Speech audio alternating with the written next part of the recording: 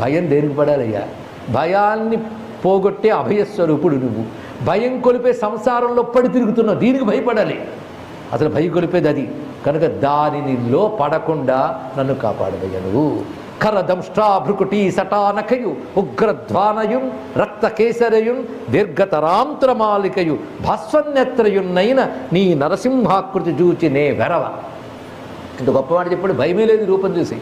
మరి దేనికి భయము అంటే దుర్వార దుర్భర సంసార దవాగ్నికి వెరతు. ఎందుకు వెరతు అంటే జ్ఞానం ఉన్నవాడి సంసారానికి భయపడతాడు. జరబడుతూ ఉండి ఎవరితో ఏం తగులుకుంటూ వస్తూ నిస్సంగంగా ఉన్నాడు ఇక్కడ. అలాగే సంసారంలో పడితే ధీమాగా మాటల్లో నేను మోహాన్ని జయించానంటే అదొక మోహం. ఎక్కడ పడిపోతామో తెలియదు, విషయములు అలా లాగేస్తాయి, వాసనలు అలా లాగేస్తాయి. అంత భయంకరం ఈ సంసారం, సామాన్యం కాదు. దీని నుంచి బయటపడాలయ్యా అంటే అభయస్వరూపి నిన్ను ఆశ్రయించాలి. నిన్ను భయమని దూరం అయిపోతే ఈ భయంలో పడిపోతాం. నువ్వు అభయం, ఇది భయం. అప్పుడు స్వామి ఒక మాట అన్నాడు, ఏదైనా కోరుకోవయ్యా ఇస్తానన్నాడు. ఇక్కడ ఇదేమిటిది? ప్రహ్లాద భద్ర భద్రంతే ప్రీతోహం తే సురోత్తమ వరం వృణీష్వాభివతం కామపూరోస్మ్యహం నృణాం. అందరి కోరికలు తీర్చేవాడిని నేను. భగవంతుడు నిస్సందేహంగా అందరి అభీష్టాలు నెరవేరుస్తారండి. అందరి కోరికలు తీర్చే నేను వస్తూ ఉంటే వచ్చి కూర్చుని ఒళ్ళో పెట్టుకుంటే ఏమి కోరుకోవేమి? పైగా నీ పట్ల ప్రీతున్నై ఉన్నాయా? తే సురోత్తమ. ఏం మాట వేశాడు, అది సుకుడి భాష. తే నీకు సురోత్తమ అంటే దేవతల్లో శ్రేష్ఠుడా, ఇద్దరు దేవతల్లో శ్రేష్ఠుడా, రాక్షసుల్లో గొప్పవాడు. తే అసురోత్తమ కలిపి తే సురోత్తమ అవుతుంది. నువ్వు రెండు చెప్పచ్చు దీనికి. అంటే అసురోత్తముడివి, అసురుల్లో గొప్పవాడివి, గుణాల్లో సురోత్తమ, దేవతల్లోనే గొప్పవాడివి నువ్వు. అంత అందం వచ్చేటట్టు తే సురోత్తమ అని ప్రయోగించారు ఇక్కడ సుఖమహర్షి. వరం వృణీష్వ, కోరుకో అనగానే వెంటనే మామాం ప్రలోభయా, నన్ను ప్రలోభ పెట్టకయ్యా నారాయణ. మాట ముందు మాం ప్రలోభయ, నన్ను ప్రలోభ పెట్టకు.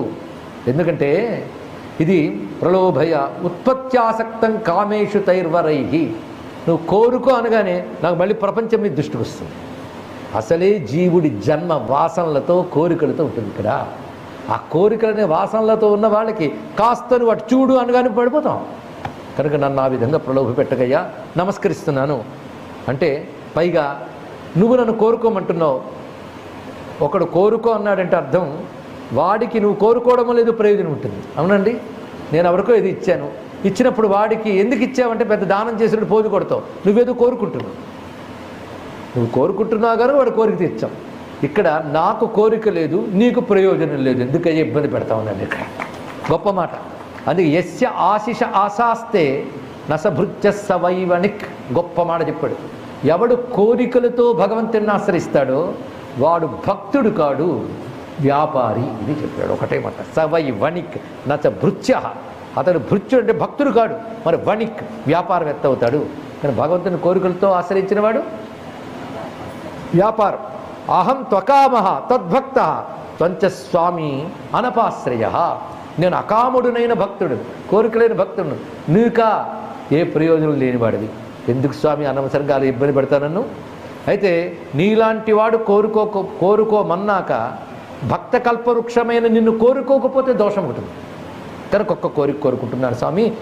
యది రాశీసమే కామాన్ వరాంస్త్వం వరదర్షభ కామానాం హృద్యసంరోహం భవతస్తు వృణీవరం. కామానాం హృది అసంరోహం. నేను కోరుకుంటున్నాను ఏంటంటే నా మనస్సులో ఏ కోరిక మొలకెత్తకుండా ఉండుగాక. అది అడిగాడని అంటే నా కోరికలు లేని స్థితి ఇమ్మని కోరుకుంటున్నాను అని అనగానే అని మళ్ళీ ఒక మాట ఉంటున్నాడు, మా నాన్నకి సద్గతి లభింపజేయవయ్యా. ఇది కోరిక కదా అంటే ఇది ధర్మము, కోరిక కాదు. ఇక్కడ పుత్రుడు తండ్రి సద్గతి కోసం అడగడం ధర్మం. ఎందుకు అడగాల్సి వస్తుందంటే మా నాన్న పరమపురుషుడివై నిన్ను నిందించాడు. విష్ణు నింద మహాపాపం. ఆ పాపం దానికి అంటకుండా నువ్వు కృప చూపించాలి అంటే నేను వాడిని అంటుకున్నప్పుడే వాడి పాపాలన్నీ పోయాయి అన్నాడు. ఇక్కడ ఆ శరీరాన్ని పట్టుకుని ఒళ్ళో పెట్టుకున్నానే అప్పుడే వాడి పాపాలన్నీ పోయాయి. అసలు నువ్వు పుట్టడంతోనే 21 తరాలు కరిచిపోయి నీకు పో. 3 పితాపూత పితృభిస్స హతేనఘా యత్ సాధోస్య గృహే జాతో భవాన్ వై కులపావన. నీలాంటి భక్తుడు పుడితే ఆ వంశం మొత్తం 21 తరాలు తరించిపోతాయి. అందుకే నువ్వు దాని విషయంలో ఏం భయపడకు. ఇప్పుడు నువ్వు చేయవలసింది ఏంటంటే కురుత్వం ప్రేత కార్యాన్ని పితుపూతస్య సర్వసహ. విష్ణువే చెప్పాడు మా నాన్నకు మోక్షం ఇచ్చేసేయండి, అందుకని తజ్ఞాలు పెట్టడం మానేస్తాను అనలేదండి. చూడండి ఇక్కడ పెద్దారు కొంతమంది మేము అక్కడ గడిపెట్టాం కానీ ఇక్కడ పెట్టము, ఈ రెండు వాళ్ళందరూ తెలుసుకోవాల్సింది. విష్ణువే డిక్లేర్ చేశాడా?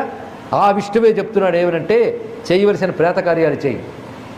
పైగా నా అంగస్పర్శ వల్ల ఇతనికి ఏ దోషాలు లేవు, నువ్వు ఆయనకి సత్సంతానంగా కలిగేవు, అందుకే నువ్వు దీర్ఘకాలం ధర్మబద్ధంగా రాజ్యపాలన చేయి, యజ్ఞములతో నన్ను ఆరాధించు, జ్ఞానముతో నాలో తన్మయుడివై ఉంటావు, ముక్తి పొందుతావు.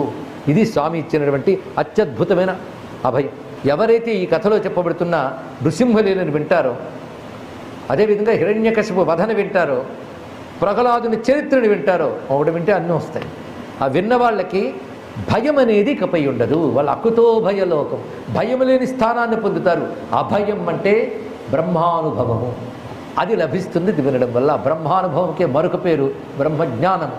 శ్రీరమణీయమైన నరసింహ విహారము, ఇంద్రశత్రు సంహారము, పుణ్యభాగవతుడైన నిశాచరనాథపుత్రు సంచారము, ఎవ్వడైనా సువిచారత విన్న పఠించిన శుభాకారముతోడ ఏ భయము కల్గని లోకము చెందు భూవరా అని సుఖయోగేంద్రుడు పరీక్షణ్ మహారాజుకు చెప్తూ ఈ కథని మొత్తం నారదుల వారు ధర్మరాజుగా రాజసూయ సభలో చెప్పారయ్యా.